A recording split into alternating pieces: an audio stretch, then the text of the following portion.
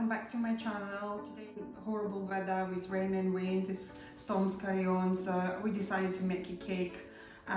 It's going to be apple and crumble kind of cake. I'm making this recipe for years now.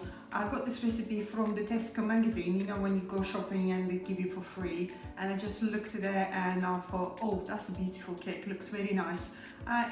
Again, as with all my recipes, I'm changing it a little bit around. I think the original recipe was saying about using the rhubarb, but we don't like rhubarb, so I decided to use the apple today because I have some apples left in my fruit basket. So I thought, why not? We have to use them, and we're gonna make a beautiful cake. This cake, it has about 3 parts. The first part is like a sponge cake at the bottom, like vanilla sponge cake. Then you have an apple. Well, I'm gonna use the apples. You can use any fruits. I made it with apples, I made it with plums and pineapples, different things like rhubarb as original recipe. I'm gonna link the original recipe in my description, so if you wanna have a look again and read it more instructions, then you can have a look over there. The third layer is a topping, is kind of oats and nuts and flour, crunchy part of the cake. It's really nice and delicious. So for the first part, we need 100 grams of plain flour. We will need half of teaspoon of baking powder. We will need 125 grams unsalted butter at room temperature. We will need 100 grams of caster sugar, 2 eggs and vanilla extract. I like to use this one because it's really, you know, the best one I think in the shops you can get. It's really give you good flavors. To bake my cake, I'm gonna use this square tin. The bottom of the tin comes off, so it's easy to remove your cake after you bake it. But still, I'm gonna put some baking paper on the bottom, and I'll put some butter and the flour on the walls of my cake tin to help me to remove it very easily. I have this grease-proof paper you buy in the roll. You put your tin on the paper just to use it as the size guidance. Use your pen or pencil, just go around it. Use your scissors to cut it on the line and just put it in there.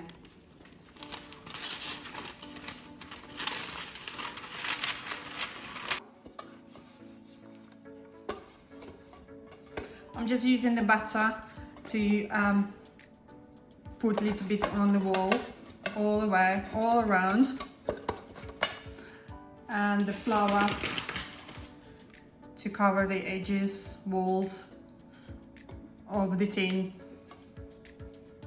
There you go, all ready. And that's a piece of our greaseproof paper goes in there, and our tin is ready for baking. To prepare our sponge cake, which goes right on the bottom of the cake, I'm gonna beat the butter first to make it all nice and fluffy with my old but really handy mixer.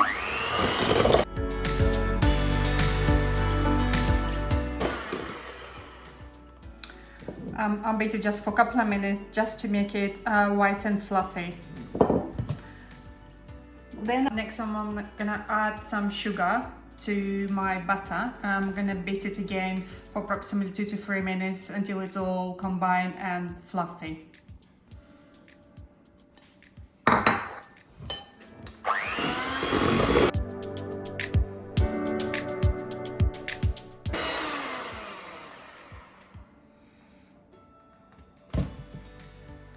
Next I'm gonna add one by one my egg. You can't put all eggs at one time because then your butter will split from the egg. So you need to do 1 egg at a time and mix it well with the mixer between them.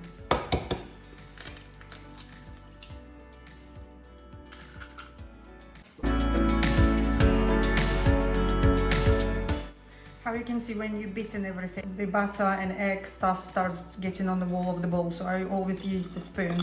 And even you feel like you're mixing for a long time, it's still worth it to kind of going back and, you know, remove everything from the wall of your bowl and just mix it again for a minute.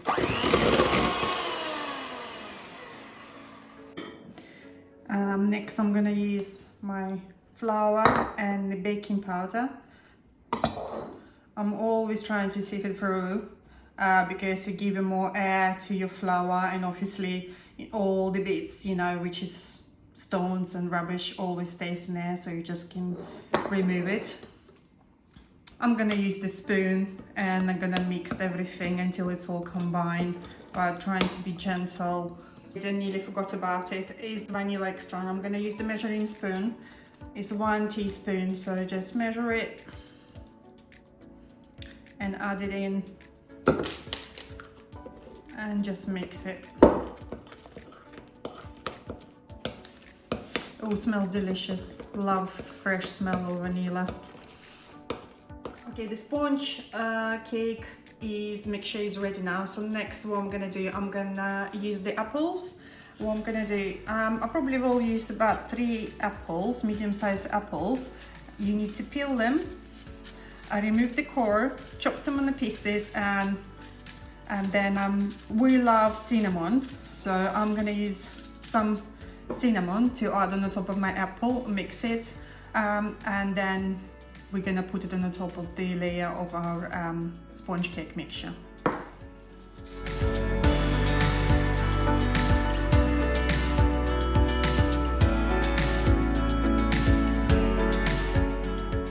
We decided to make it slices, so I'm just gonna use like that and put them in the apples to make it look nice as well. Even you can't see it, but still, you know, everything has to be beautiful.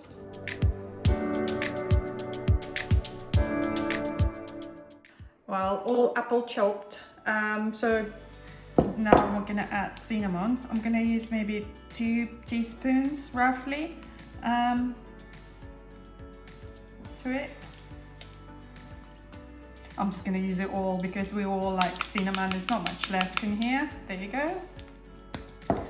And I'm gonna use this spoon to mix it all up.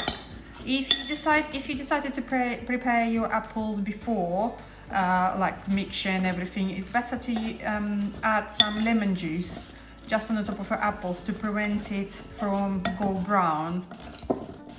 Mix it all well and nice. We love cinnamon, it smells delicious. Loving it. Apples, cinnamon, really warming cake. That's what we need in a stormy day. And for our top and the final part of the cake, we will need 75 grams unsalted butter, 75 grams of plain flour. Well, recipe says 125 grams, but I tried it before and it's too sweet for me, so I've changed it for 80 grams of soft brown sugar. This recipe says use walnuts, but I was a little bit short of walnuts, so I have some walnuts here and I added some hazelnuts there. 50 grams of porridge oats. With the batter, what I do, I put in a microwave-proof dish. I'm gonna put it in the microwave for about a minute to make it nice and soft and hopefully like melted or really close to the melted condition. That's what I have after putting butter in the microwave. Obviously it's all melted, and now it's really easy part. You just add all your ingredients into it and mixing it all well. That's our oats, that's our flour, that's our brown sugar, and don't forget obviously to chop your nuts before you add to it. Just a rough chop, you don't have to be perfect because, you know, it's nice to have a nice piece of nut in your piece of cake. And add the nuts to your mixture as well.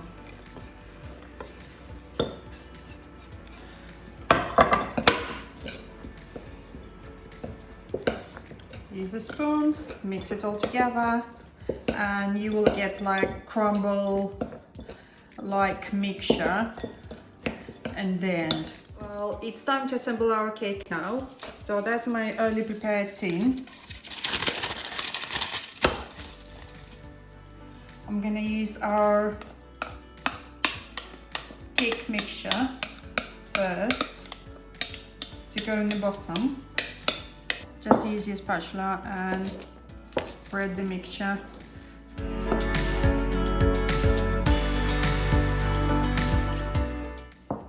second part of our cake is apples.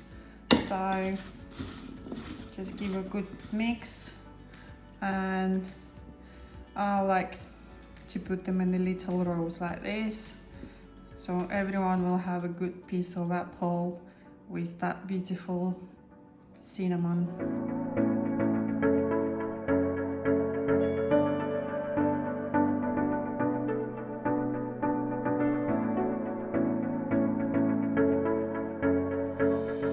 So after it's all well mixed, I usually use my hands and just crumble everything on the top of my apples as my final layer on the cake.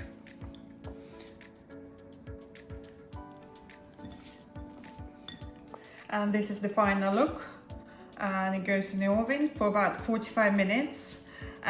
Use the skewer knife just to try and see if when it's ready, because obviously ovens are different. This on 45 minutes is just approximate time. It goes in preheated oven.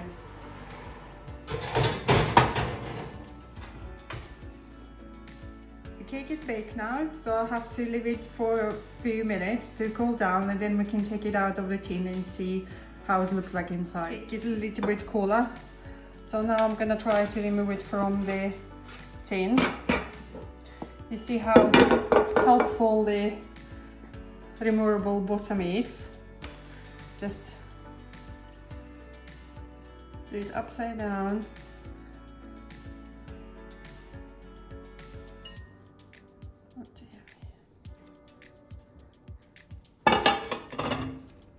Take the cake off and put it on the plate.